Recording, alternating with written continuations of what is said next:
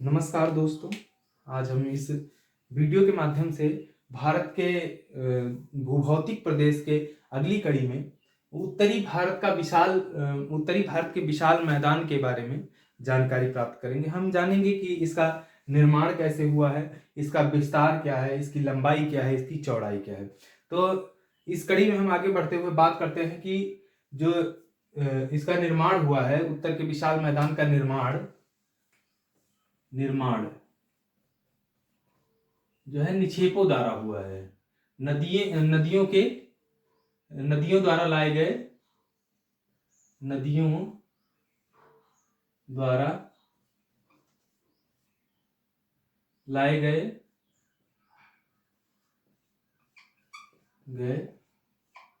निक्षेपों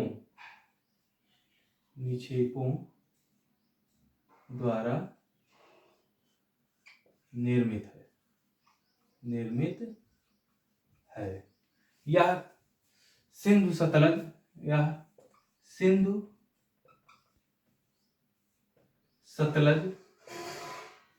सतलज गंगा ब्रह्मपुत्र एवं इनकी सहायक नदियों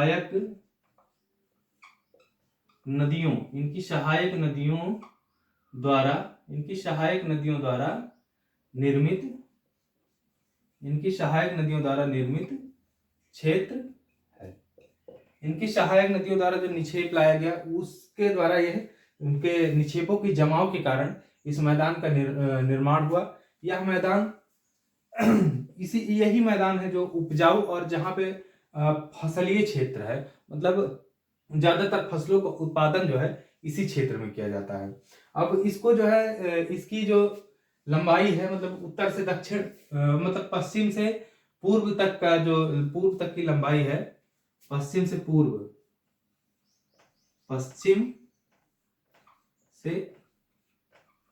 पूर्व यानी विस्तार, पश्चिम से पूर्व विस्तार यानी लंबाई इसकी जो है 3200 किलोमीटर है। 3200 किलोमीटर है। और उसके बाद चौड़ाई की बात करते हैं इसकी, तो चौड़ाई में काफी मतलब अंतर है, कहीं 150 किलोमीटर है, कहीं 300 किलोमीटर है, मतलब 250 कहीं 200 किलोमीटर इसकी चौड़ाई है। तो जो उत्तर से दक्षिण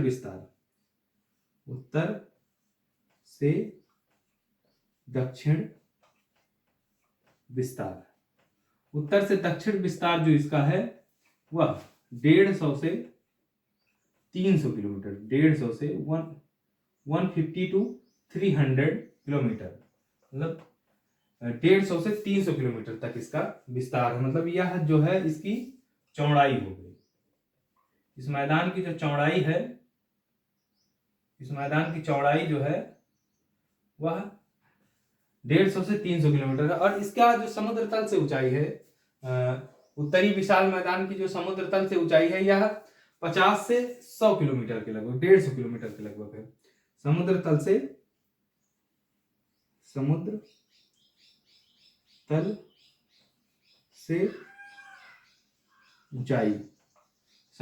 से ऊंचाई इसकी जो है 50 से 150 मीटर तक है। 50 से 150 मीटर तक प्राप्त होती है। अब इसके हम विभाजन के बारे में बात करते हैं कि उत्तरी विशाल मैदान का जो है हम कितने भागों में विभाजित कर सकते हैं इसको, मतलब शैल तंत्र के आधार पर या शैल तंत्र के आधार पर, या जो है उसके भौतिक लक्षणों के आधार पर, शैल तंत्र या उसके भौतिक लक्षणों के आधार पर हम इसको कितने भागों में विभाजित कर सकते हैं। तो इसको हम मेनली बाबर, तराई, बांगर और खादर और डेल्टा आदि उसमें जो है इसको विभाजित कर सकते हैं। हम एक एक करके इनकी बात करेंगे कि डेल्टा क्षेत्र क्या होता है, भाबर क्या है और खादर क्या है।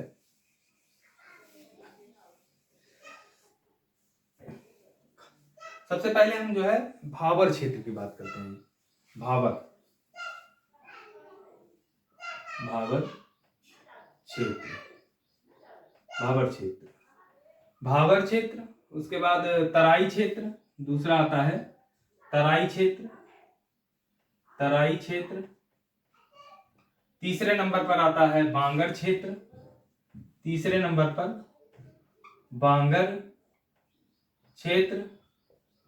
उसके बाद चौथे नंबर पे जो है, चौथे नंबर पर खादर क्षेत्र। खादर क्षेत्र। और उसके बाद जो है पांचवें नंबर पर डेल्टा क्षेत्र।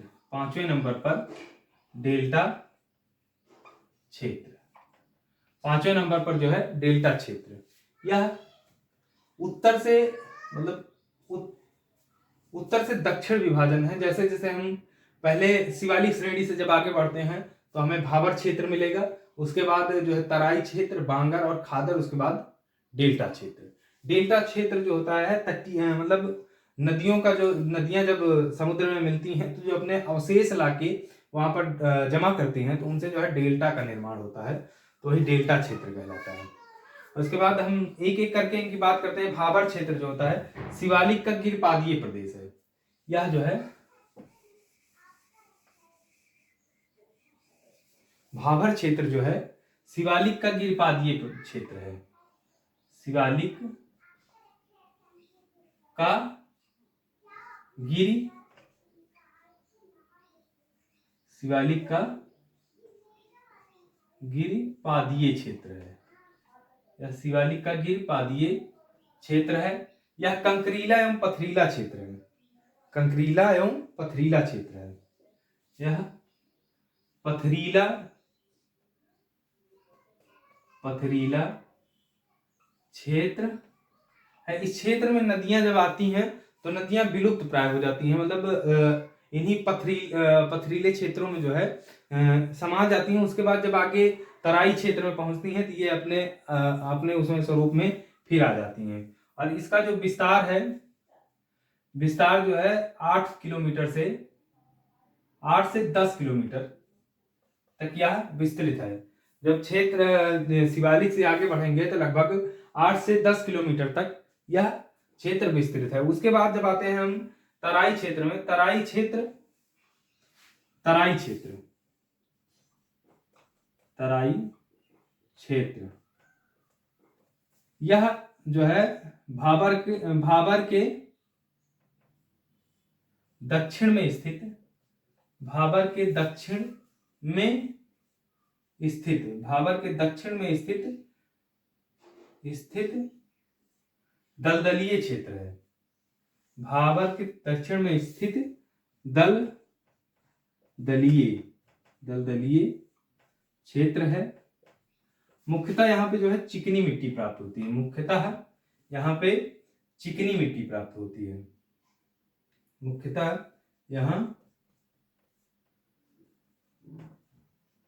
चिकनी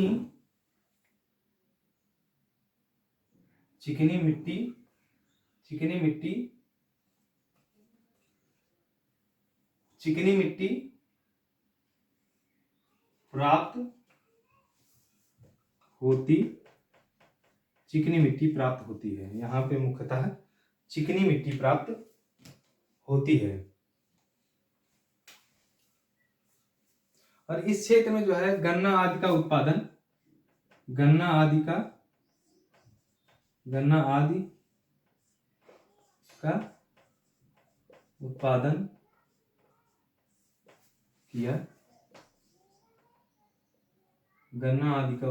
किया जाता है। गन्ना आदि का उत्पादन किया जाता है। उसके बाद हम बात करते हैं बांगर क्षेत्र की।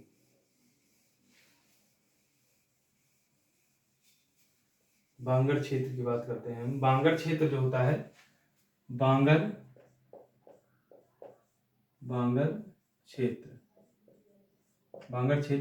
बांगर क्षेत्र जो होता है वह भाबर और तराई क्षेत्र के बाद जो है तराई क्षेत्र के दक्षिण में स्थित है। यह उत्तरी बांगर क्षेत्र वह क्षेत्र है जिसमें जो पुरानी जलोढ़ मृदा से निर्मित है, पुरानी जलोढ़ मृदा से निर्मित क्षेत्र, यह पुरानी जलोढ़ मृदा से निर्मित क्षेत्र, यह पुरानी जलोढ़ मृदा से निर्मित क्षेत्र है। यहाँ पे बाढ़ का पानी जो है नहीं पहुंच पाता है। बाढ़ का पानी या नदियों का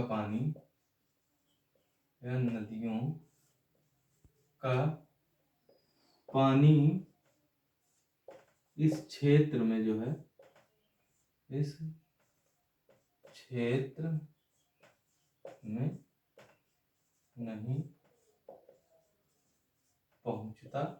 पहुंचता है। बाढ़ का पानी इस क्षेत्र में नहीं पहुंचता है। उसके बाद हम देखते हैं, यह क्षेत्र जो है कंकड़ीली भूमि का क्षेत्र है। यह क्षेत्र मतलब इस क्षेत्र में जो है कंकड़ पाए जाते हैं, कैल्शियम कार्बोनेट के जो है कंकड़ पाए जाते हैं। इस क्षेत्र में कंकड़ प्राप्त होते हैं। और इस क्षेत्र की एक और विशेषता, यहाँ पे जो है लवणीय और क्षारीय मृदा मिलती है। लवणीय इस क्षेत्र में जो है, इस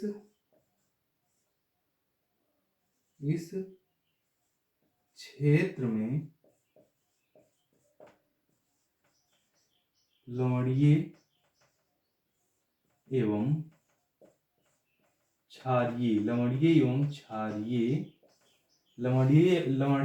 क्षारीय मृदा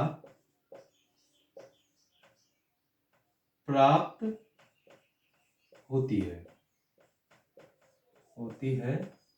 जिन्हें ऊसर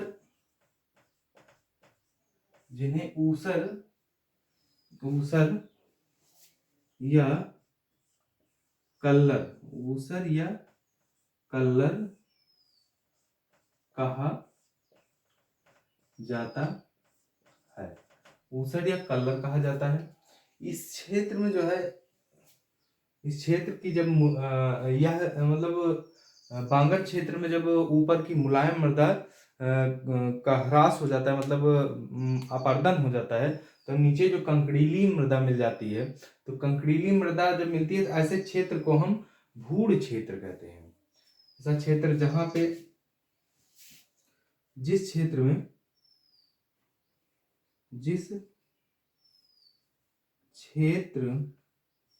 में ऊपर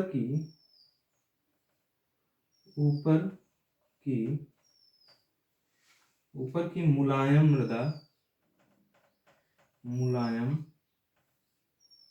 मृदा के क्षरण अपरदन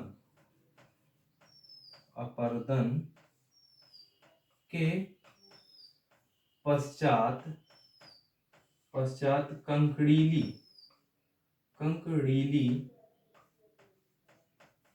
कंकड़ीली मृदा प्राप्त हो जाती है। वह क्षेत्र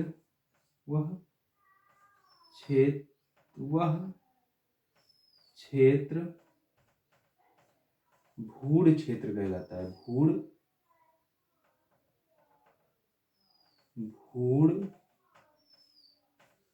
क्षेत्र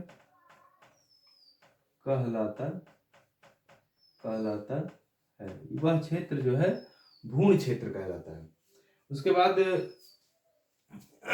यह बांगर मृदा जो है, बांगर मृदा बांगर मृदा मुख्यतः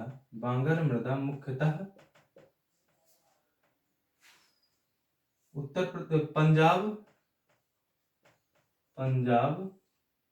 एवं उत्तर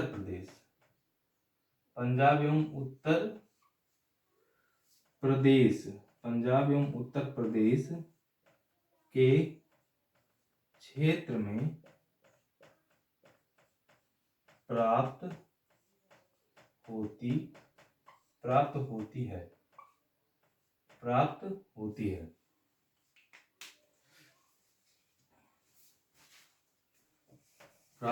है। बांगर क्षेत्र का जो वाटर लेवल होता है वह काफी नीचे होता है, मतलब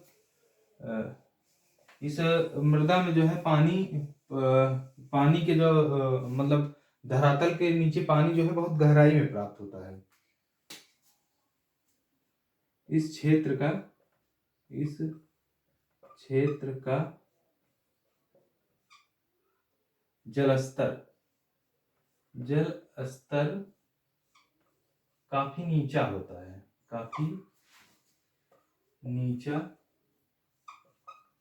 होता है।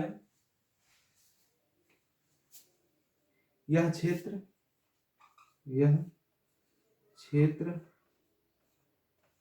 फसल उत्पादन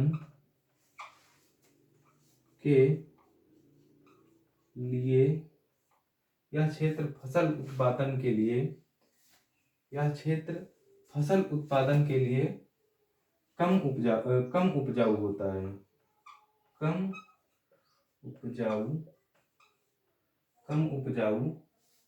यह क्षेत्र फसल के लिए कम उपजाऊ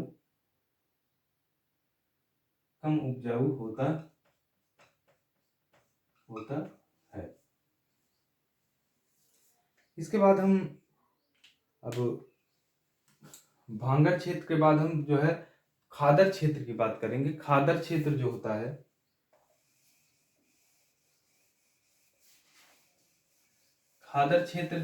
नदियों द्वारा सिंचित क्षेत्र होता है। इसमें हर वर्ष जो है नदियां बाढ़ द्वारा अपने साथ जो मलबा लाई होती हैं, उसी मलबों द्वारा निर्मित होता है ये भांगर क्षेत्र, खादर क्षेत्र। इसके बाद बात करते हैं हम लोग खादर क्षेत्र की। खादर क्षेत्र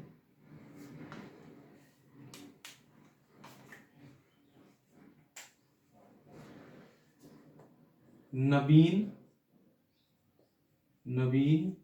जलोढ़ मृदा द्वारा निर्मित क्षेत्र। और उसके बाद यह क्षेत्र जो है, यह खादर क्षेत्र जो है पूर्वी उत्तर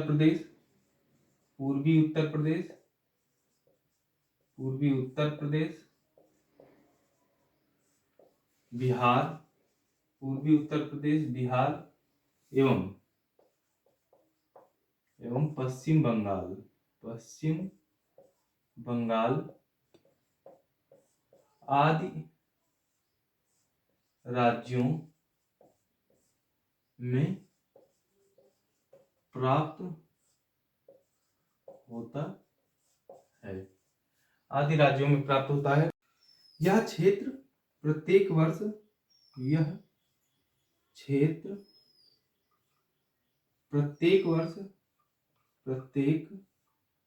वर्ष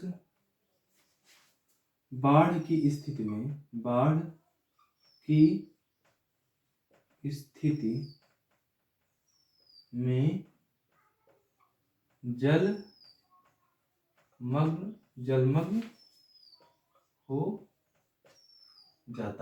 जलमग्न हो जाता है, जिससे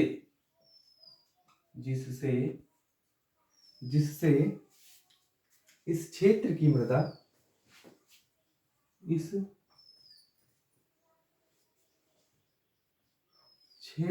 मृदा क्षेत्र की मृदा, इस क्षेत्र की मृदा नवीनीकृत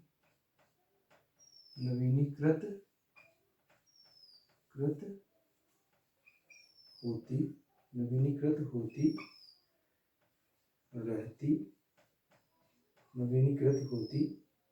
रहती है। नवीनीकृत होती रहती है। इस क्षेत्र में जो है प्रत्येक वर्ष बाढ़ मतलब जब बरसात का मौसम होता है तो नदियां जब अपना जलस्तर बढ़ाती हैं तो यह क्षेत्र जो है पूरा जलमग्न हो जाता है। जलमग्न हो जाता है तो जो मलबा नदियों के साथ आया रहता है वह मलबा इस क्षेत्र में जो है जमा हो जाता है, जिससे यह मृदा पुनः नवीनीकृत हो जाती है। और इस मृदा में जो है चीका की मात्रा अधिक होती है। इस मृदा में चीका की मात्रा अधिक होती है। चीका की मात्रा अधिक होती है, जिससे जो इसे जलधारण करने की क्षमता, जिसके कारण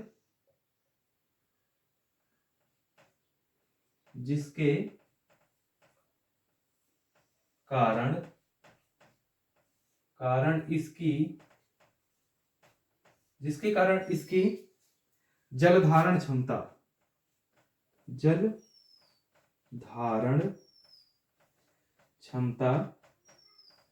अधिक होती है। जलधारण क्षमता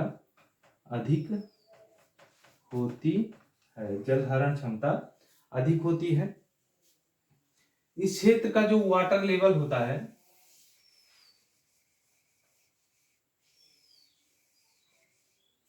इस क्षेत्र का वाटर लेवल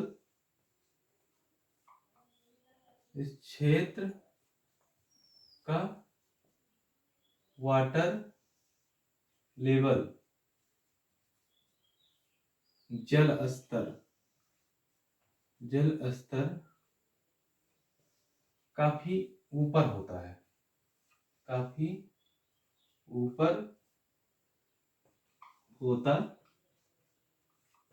इस क्षेत्र का जलस्तर जो है काफी ऊपर होता है और यह मृदा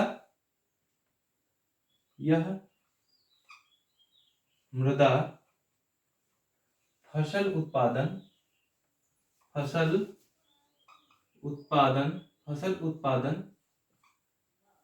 के लिए सर्वोत्तम होती है। फसल उत्पादन के लिए सर्वोत्तम होती है। यह मृदा फसल उत्पादन के लिए सर्वोत्तम होती है। इस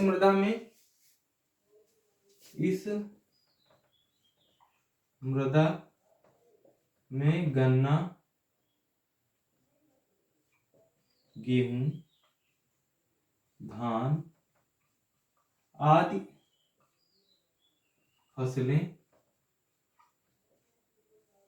फसलों का उत्पादन किया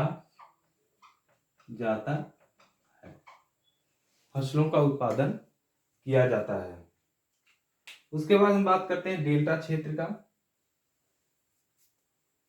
डेल्टा क्षेत्र जो होता है नदियों द्वारा नदियों का जो क्षेत्र जहां ये नदियां जाके समुद्र में मिलती हैं, वहां पे जब निक्षेपण करती हैं, ये जब अपने निक्षेपों को ले जाकर एकत्रित करती हैं तो उसी निक्षेप द्वारा जो मैदान निर्मित होता है, मतलब धरातल का बढ़ा हुआ क्षेत्र, जो जैसे बंगाल खाड़ी में जब गंगा नदी और ब्रह्मपुत्र नदी जाके मिलती है तब डेल्टा का निर्माण करता है, सुंदरवन डेल्टा का निर्माण करती है, तो वह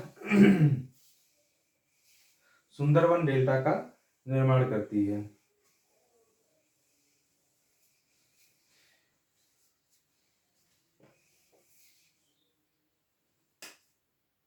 डेल्टा क्षेत्र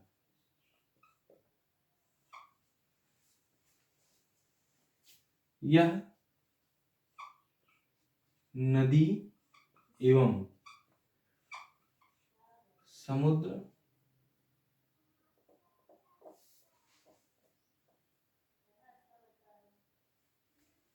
यह नदी का निक्षेपण क्षेत्र होता है। निक्षेपण क्षेत्र होता है। जहां नदियां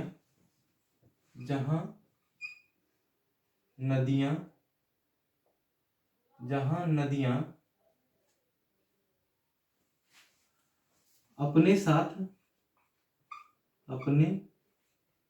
साथ लाए हुए मलबे को एकत्रित करती हैं। मलबे को एकत्रित करती हैं। मलबे का जमाव होता है। यह डेल्टा क्षेत्र जो होता है, नदियों द्वारा लाए गए मलबे का जमाव क्षेत्र होता है। यह जहां यह जमाव होता है, यह क्षेत्र जो है मुख्य धरातल से अलग क्षेत्र निर्मित हो जाता है। मुख्य धरातल से जो है अलग क्षेत्र। पंक मीन्स होता है कीचड़। इसमें इस क्षेत्र में पुराने एवं नए पंख प्राप्त होते हैं। यह जो पंख क्षेत्र होता है वह दलदली क्षेत्र होता है, क्योंकि पंख जो है, कीचड़ जो होता है, वह पानी और मिट्टी का एक मिश्रण होता है। तो इस प्रकार जो है यह दलदली क्षेत्र होता है। दलदली क्षेत्र होता है। दलदली क्षेत्र होता है। यह धरातल का मतलब मुख्य धरातल का निचला भाग होता है, मतलब निम्न स्तर होता है। जैसे पश्चिम बंगाल का निचला क्षेत्र हो गया। यह मुख्य धरातल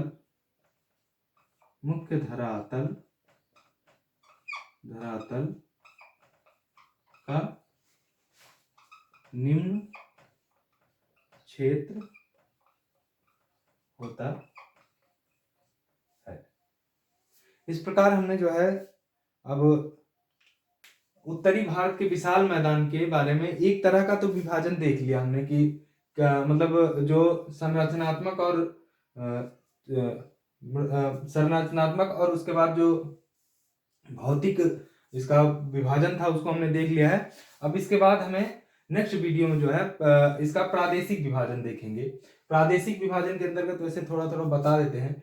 प्रादेशिक विभाजन के अंतर्गत इसको जो है पंजाब का मैदान, राजस्थान का मैदान, उसके बाद उत्तर प्रदेश का मैदान, उसके बाद असम का मैदान, इन 4 भागों में इसको बांटा गया है। इसका हम जो विवरण है अगले वीडियो में देखेंगे।